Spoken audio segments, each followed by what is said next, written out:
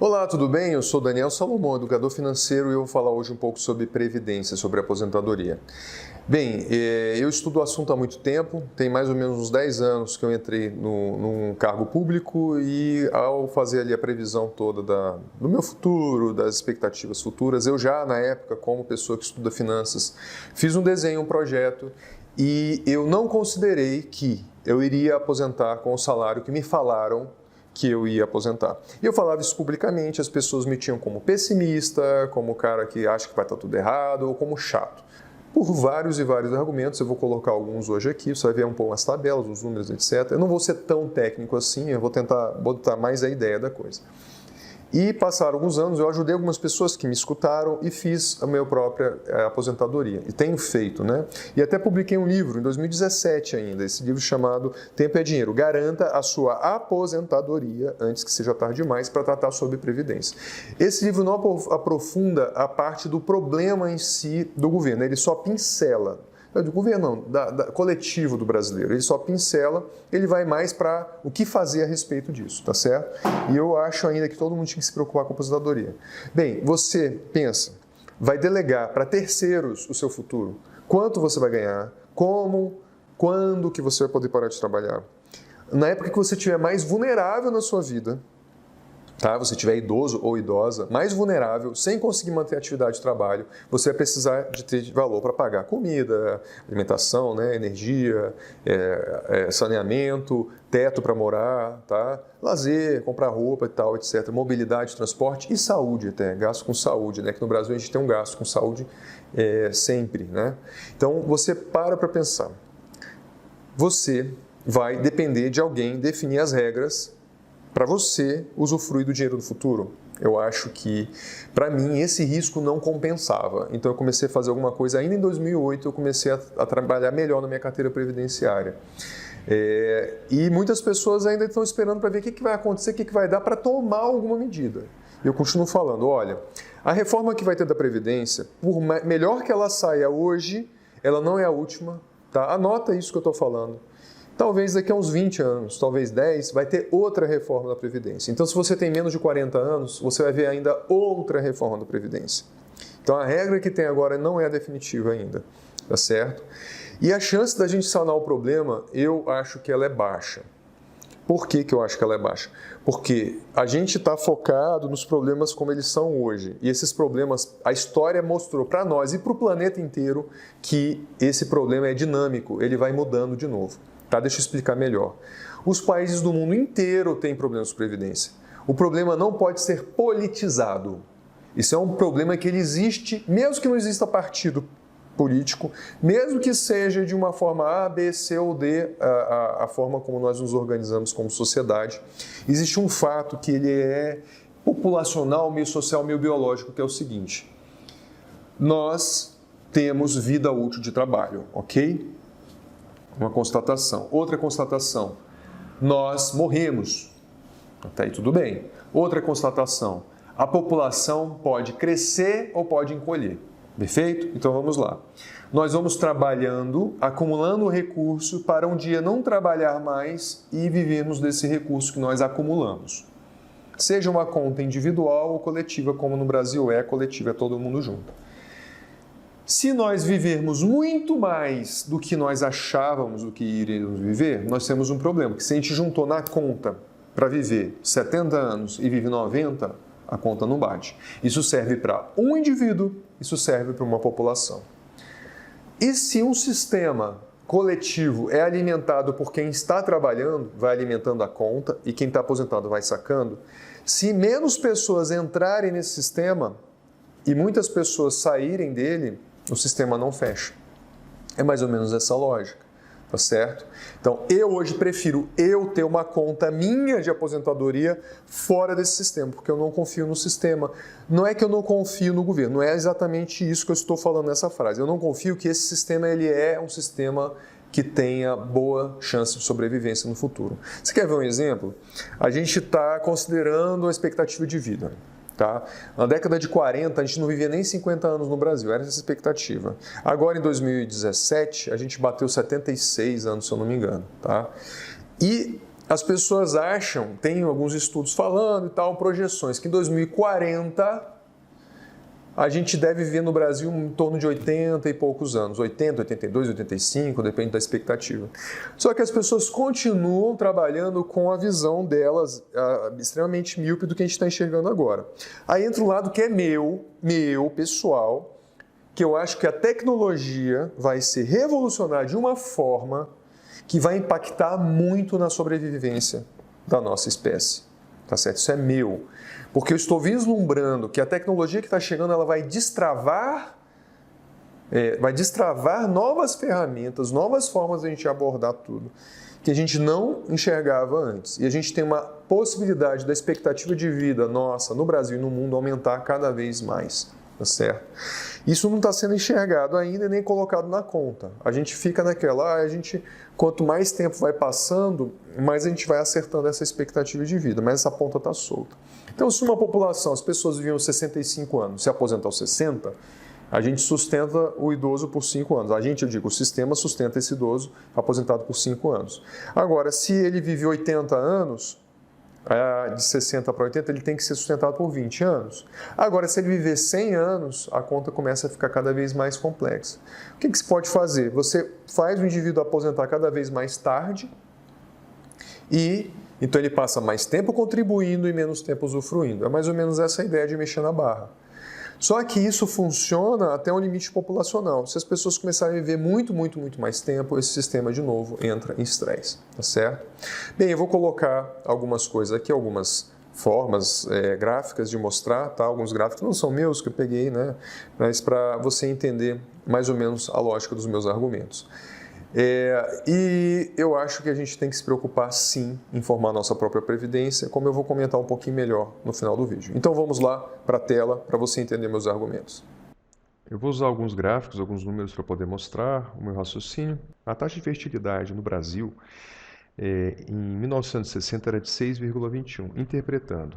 Cada mulher no Brasil tinha em média 6,21 filhos. Com o passar dos anos, quando a gente chega ali em 2016, essa taxa caiu para 1,73 nascimentos por mulher. O Brasil teve uma queda expressiva, significativa dessa taxa ao longo dos anos. Isso significa menos filhos nascendo por mulher. Então a gente vai ter menos entrantes também no sistema futuramente, né, no sistema de trabalho. Tem outros fatores também, a gente tem a mortalidade infantil, que felizmente no Brasil caiu muito nos últimos anos, nas últimas décadas também.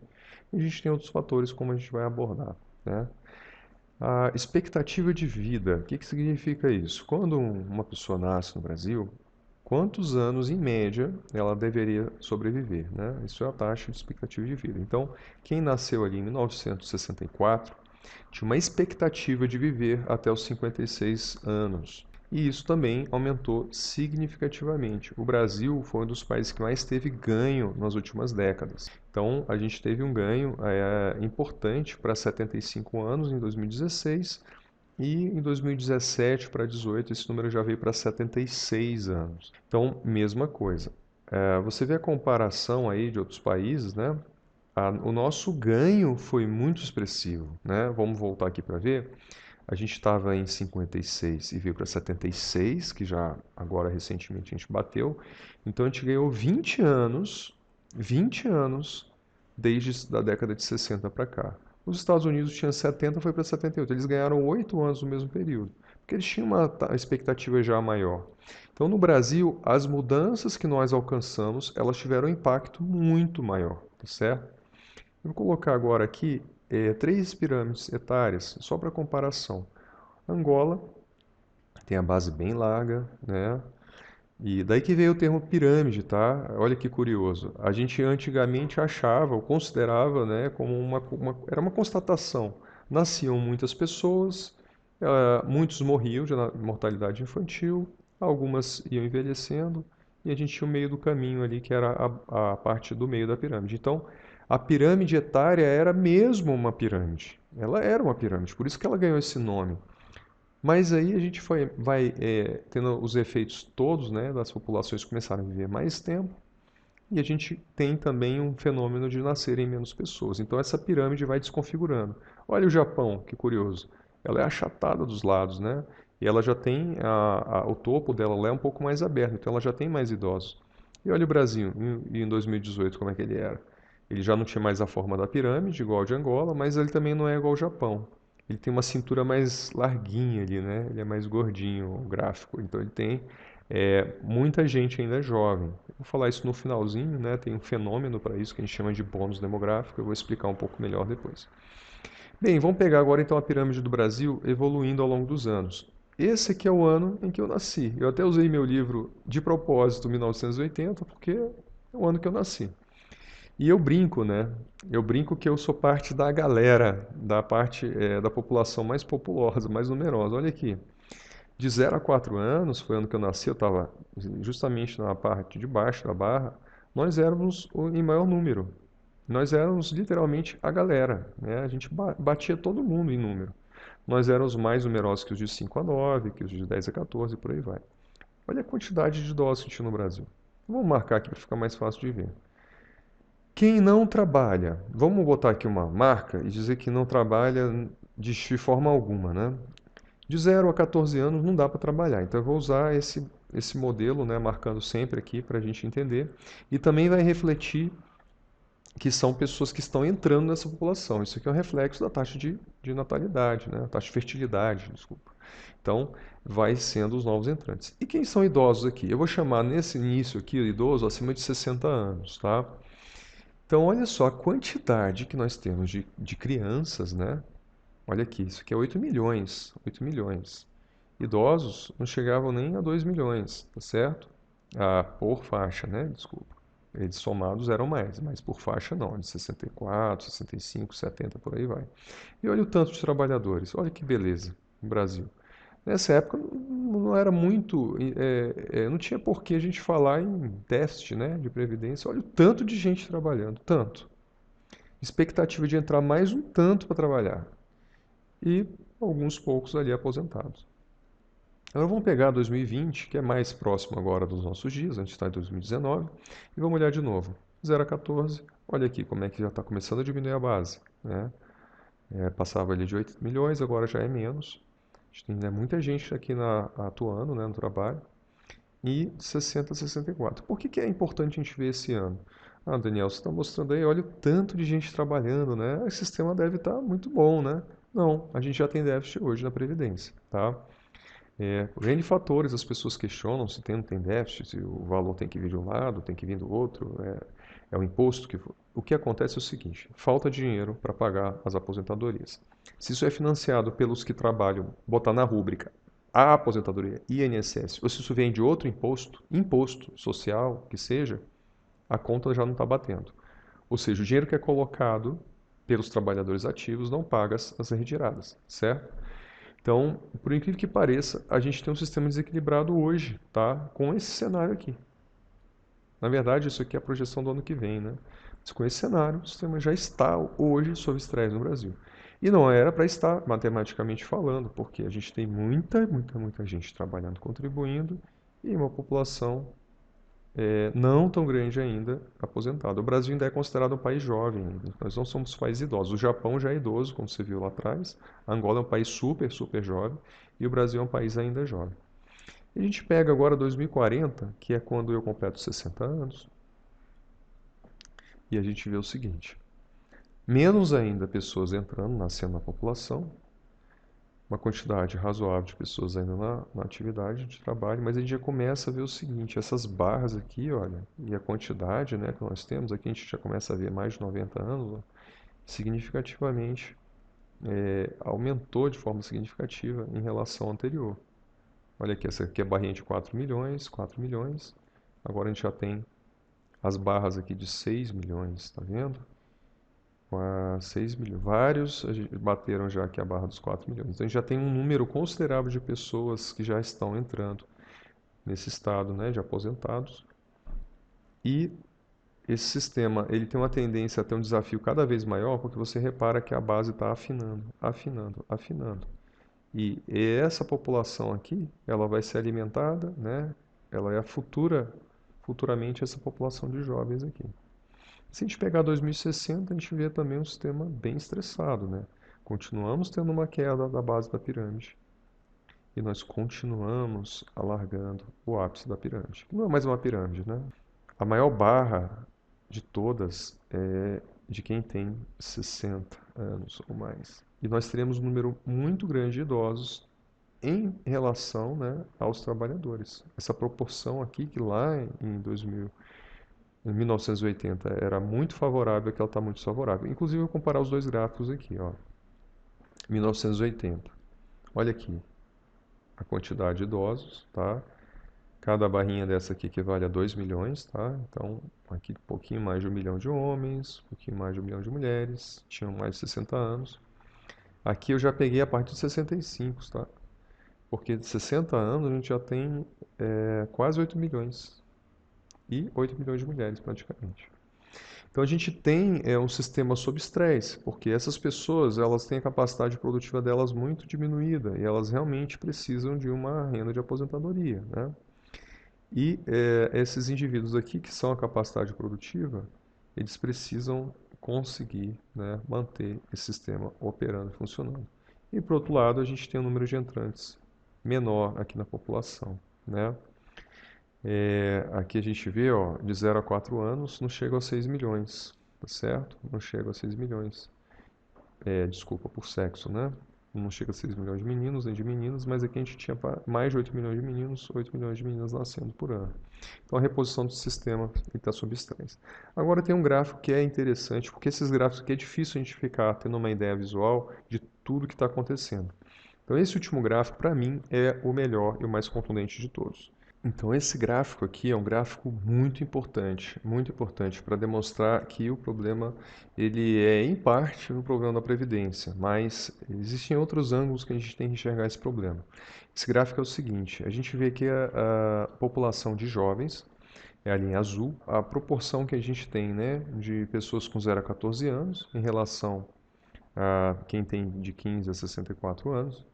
E idosos são os que têm mais de 65 anos de idade. Então vamos lá. A gente viu que o número de pessoas nascendo realmente foi caindo ao longo do tempo. Então essa proporção foi caindo, tá certo? Essa linha aqui é azul. Por outro lado, o número de idosos, eles foram aumentando. Esse número foi aumentando ao longo do tempo, tá certo? Então a gente fala de razão de dependência da população. O que que é isso? Entende-se que esses jovens eles precisam ser sustentados por alguém economicamente ativo, tá? De 0 a 14 anos. E que esses idosos, subentendendo que eles estão aposentados, eles também vão ser sustentados por alguém economicamente ativo ou por um sistema, né, que já fez esse acúmulo. Então essa linha amarela e a azul, eles se somam. E a população economicamente ativa que está trabalhando precisa sustentar esses grupos. Então aqui a gente vai ver a porcentagem, tá certo? O que que significa isso daqui? Que em 2060, quase 70% da população precisa ser sustentada pelos economicamente ativos, tá certo? Então, o que que acontece aqui? A gente tem essa necessidade de sustento e a gente teve um momento aqui que foi o momento mais favorável, onde a gente tinha uma população trabalhando, ou teoricamente deveria estar trabalhando no Brasil, que tinha maior capacidade de acumular para esse sistema para o tempo futuro, que foi em 2017. Esse aqui foi o fim do nosso bônus demográfico. O bônus demográfico é isso, quer dizer que eu tenho pessoas ativas na população trabalhando, né? E foi um momento onde nós melhor tínhamos a oportunidade dos que trabalhavam sustentarem os idosos e os que não trabalham ainda. Daqui para frente vai ser cada vez mais difícil e desafiador eu manter esse sustento, porque o número de trabalhadores vai sendo diluído, ele é menor, né? Eles são menos numerosos com o passar do tempo, de forma proporcional, de forma relativa. Significa o seguinte, que nesse ano, que foi o ano de maior oportunidade que nós tivemos para poder fazer acúmulos para esse sistema, foi um ano onde a nossa previdência não estava reformada, foi um ano onde nós estávamos passando por uma das piores crises, ou a pior crise da história do Brasil, e a gente não aproveitou esse bônus demográfico. Foi uma infeliz coincidência, muito desemprego. Muitos desses que deveriam estar trabalhando, contribuindo para o sistema, eles estavam sem trabalho. E por que quando eu falo isso, eu digo que isso não é só um problema de previdência? A quantidade de trabalhadores no Brasil que estão à margem do sistema é muito grande. Isso significa o seguinte: eles trabalham informalmente e eles não contribuem para o sistema ou contribuem com um valor que não é o real, da expectativa de que realmente eles poderiam fazer. Existem N fatores para isso acontecer, tá? Como fatores tributários, sobre as incidências que a gente tem em folha de pagamento, alguns tipos de modelo de imposto, etc. Então, outras reformas como trabalhista, etc., eles aparentemente podem parecer que eles estão tirando direitos. Ou eles tiram direitos de quem conseguiu se empregar. E eles não valorizam, muitas vezes, os que não conseguiram se empregar. E existe um motivo para eles não conseguirem, ou vários, né, motivos para eles não conseguirem se empregar.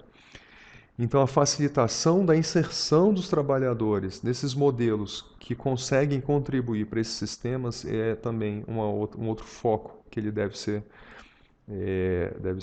assim, muito bem trabalhado, né? Então entenda que a gente tem esse problema demográfico no Brasil seríssimo para resolver, e eu digo que a reforma da Previdência ela não é uma opção. Ela vai ter que acontecer de uma forma ou de outra, ou nós teremos estresse no futuro.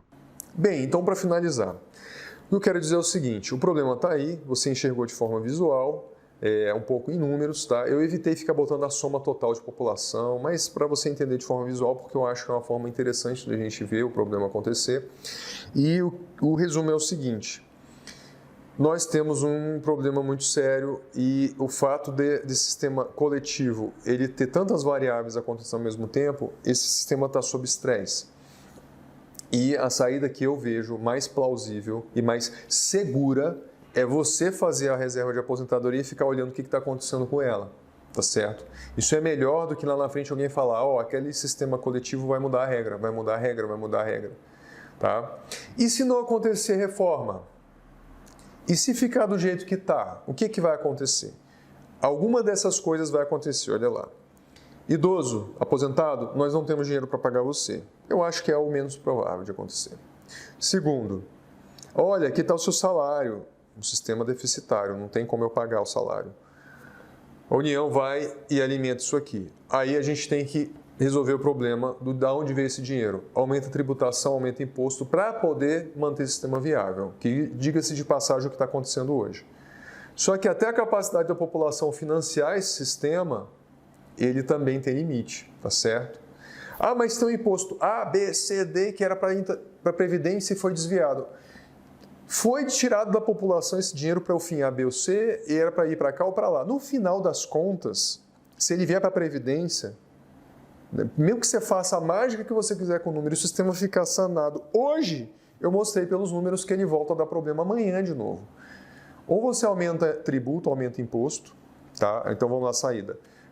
Diminuir a aposentadoria, aumentar o recolhimento, ou jogar na rúbrica INSS, aumentar essa taxa, ou criar um imposto novo e botar nesse sistema, é outro, então aumentar imposto. Adiar o tempo de se aposentar, cada vez mais. Ou o Brasil emitir dívida, pega o dinheiro da dívida e paga a aposentadoria. Ou o país imprime dinheiro, tá certo? Que é chamado também de calote, é uma forma de dar calote branco. Se o Brasil emitir dívida acima do que a gente tem capacidade de solvência de pagar, ou a gente imprimir dinheiro, acontece o seguinte fenômeno, se você não conhece ainda, chamado de inflação, e provavelmente uma superinflação. Quer dizer que o dinheiro, vamos lá, o aposentado tem lá uma renda de R$2.000, e aí eu não dou calote nele. Eu falo, eu vou te pagar R$2.000. Aí eu imprimo o dinheiro e dou 2.000. Esse dinheiro que eu dei para ele vale cada vez menos. Talvez ele valha para R$100. Aí ele continua ganhando 2.000. O número é esse, mas a inflação comeu o dinheiro e ele não consegue comprar nada com esse dinheiro. Tá certo? Então, é matemática a coisa. Se não for resolvido de alguma forma, o que vai acontecer é que a moeda desvaloriza. E o reajuste da aposentadoria não segue a desvalorização da moeda. Isso é uma forma, sabe de quê? De você diminuir o salário do aposentado. Só que é uma forma menos lógica, menos óbvia, que muita gente não enxerga e que realmente ela acontece. Ou seja, baixa pagamento de aposentadoria, ou aumenta a contribuição, ou adia o tempo de aposentadoria. De qualquer forma, quando o sistema for se reajustando, ou você que está na ativa vai pagar mais, ou você aposentado ganha menos, ou você trabalha mais tempo para aposentar. Não tem tanto como fugir disso daí. Resumindo, se você quer se aposentar na época que você deseja, que seja plausível, obviamente, com o valor que você quer, de forma mais segura, faça a sua própria aposentadoria. Por isso que eu digo, garanta a sua aposentadoria. Tempo é dinheiro porque juros compostos ao longo do tempo geram mais dinheiro. E quanto antes você começa o planejamento, mais fácil é, porque mais dinheiro você vai ter disponível nas aplicações e mais tempo você tem de fazer as contribuições para a sua própria aposentadoria. Tá certo? Espero que você tenha gostado do vídeo. Se gostou, dá o seu like, compartilha. Se não é inscrito no canal, se inscreve e até a próxima.